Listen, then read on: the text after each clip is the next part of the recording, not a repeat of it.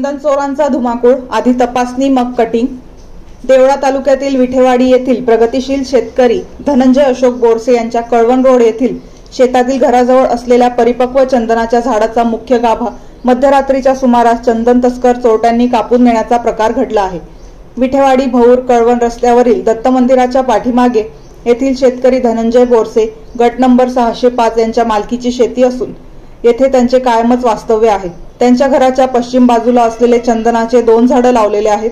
त्यातील एक झाड शनिवारी मध्यरात्रीच्या सुमारास चोरट्यांनी कापून मुख्य गाभा चोरून नेला आहे। सकाळी नेहमीप्रमाणे धनंजय बोरसे शेतात फेरफटका मारण्यासाठी गेले असता हा प्रकार उघडकीस आला। चंदनाच्या झाडाच्या फांद्या व पाला जागेवर टाकून चंदन तस्करांनी पोबारा केला आहे।